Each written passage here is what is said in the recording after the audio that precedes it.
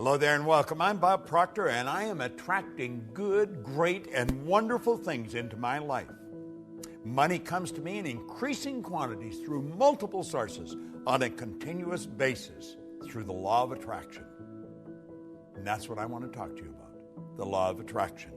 See, the underlying law that regulates supply in the world of effects has two important phases. One is desire, and the other is expectation.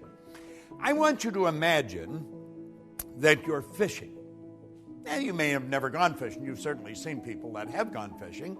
And you take and you get the line all fixed, and boom, you cast it out. And as soon as that plug hits the water, bang, a fish strikes.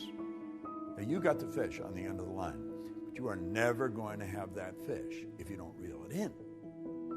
Well, you see, when we desire something, we are instantly connected with the invisible side of whatever good we desire. It's expectation that reels it in. Now, most people don't understand this, and they attract what they don't want rather than what they do want. I remember years and years ago, I got a bumper sticker that said, "Expect a miracle." And I kept looking at that bumper sticker, and I kept looking at it, and I got to the point where I was expecting something so good to happen in my life that I wouldn't be able to explain it. You see, I come to realize that a miracle is a word, Voltaire said, it's a word that we invented to express the known effects of unknown causes. It's something that's so good that's happened to us that we're at a loss to explain how it happened. I want to explain how I attracted something into my life that literally changed my life, changed my business, but it changed the lives of 200 or 300 million people as well. I got a phone call on my cell phone, and it was a very garbled message. I had difficulty understanding it, and I didn't delete it, but I just kept hitting the pound or the hash and leaving it there in the phone. And one day, my phone was full. So I thought, I should empty the thing. I think I was in an airport at the time, so I sat down and I took all the messages off one at a time and wrote them all out and then deleted them. And I phoned Gina Hayden, who's worked with me for the past quarter century, and I said, Gina, I think this woman's name is Glenda, and I think this is the phone number. It sounds like an Australian phone number. Would you phone now? There's something about a film. Would you phone and see if the number's even the right number? Now, I'd had it on my phone for a good month. And so at any rate, a couple of days later, or maybe even later that day, I've forgotten now, and I'm talking to Gina, and she said, well, that was the right message. Her name was Glenda, and you had the right phone number, and there's a film crew in from Australia, and they're shooting this film, and they really wanted you in it. But they haven't been able to reach you, and they're shooting in Aspen all weekend, and they're going back to Australia first of the week. And Gina said, isn't that strange? Bob's doing a seminar this week in Aspen. Now, I hadn't been in Aspen for a couple of years. And I check into my hotel. I just went next door where they were shooting the film. And the film, of course, was The Secret. And you know, all of a sudden, all over the world now, people know Bob Proctor, and they know about the work that I do, that I love doing.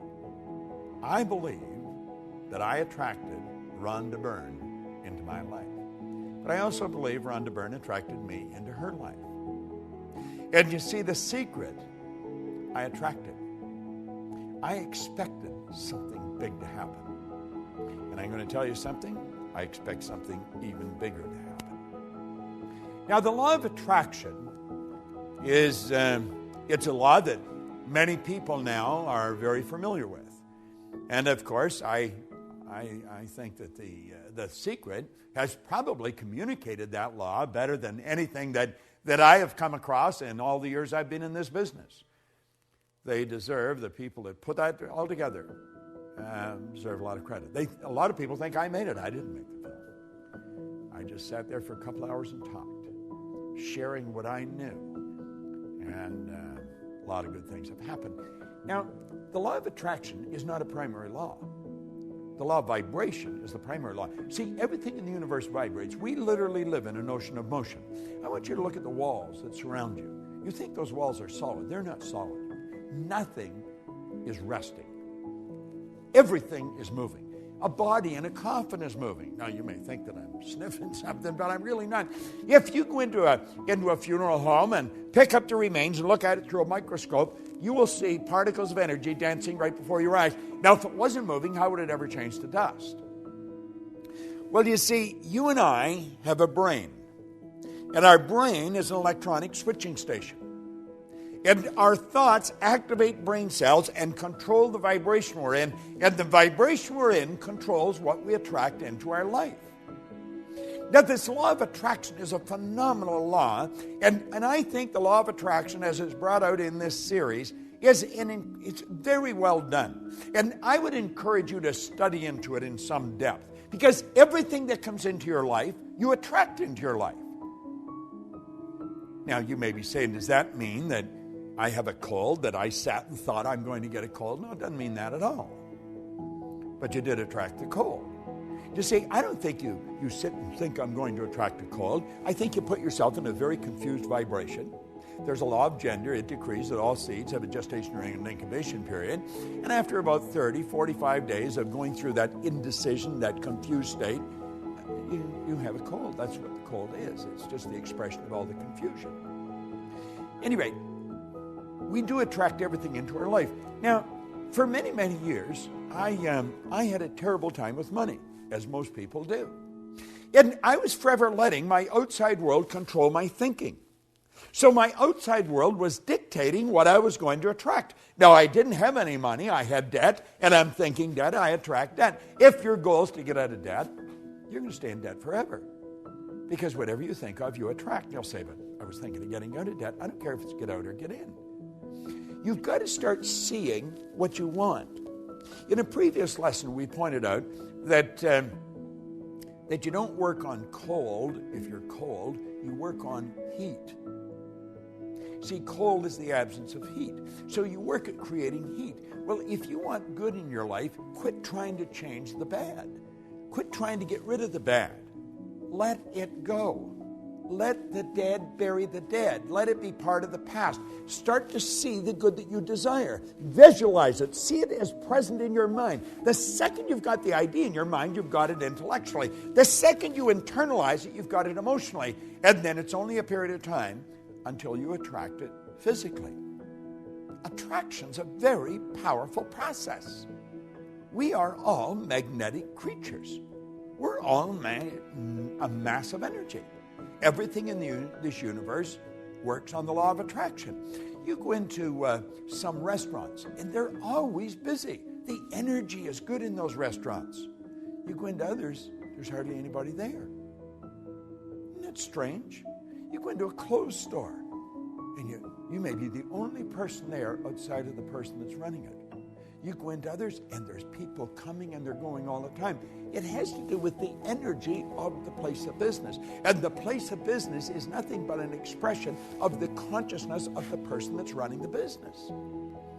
When we start to understand this, when we start to understand that we literally attract everything into our life, and it's our thoughts that are controlling what we attract, our whole world's going to change. You see, nature does not deprive us of any good or desired thing. Now, Hollywell points this out so well. It does provide us with the mental equipment and the inner power to acquire and enjoy the essential good to ensure a happy and a worthwhile existence. And it all happens in a very simple method. It's so complicated because nobody studies it. See, I always feel if we can teach a little child that maybe is just learning to walk, how to talk, we can teach them language. We can teach them multiple language. A baby at birth is a linguistic genius. If we can teach the child language, surely we can teach them something so basic as these laws. You say, well, why haven't we? Because hardly anybody understood them. The parent's not going to teach something to the child that they don't even know. The parent's only going to give the child what they've got. You see, what you don't fix, your kids are going to inherit. You should put a big sign on the refrigerator, attraction. Put it on the outside of your bank account. Hang it in your mirror where you put your makeup or shave in the morning.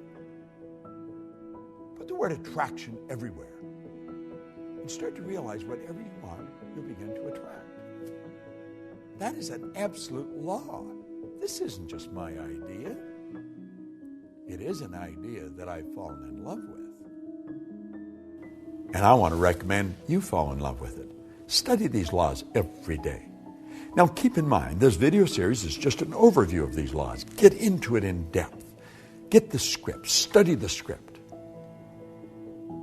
You'd be so glad you did. This is Bob Proctor. Thank you.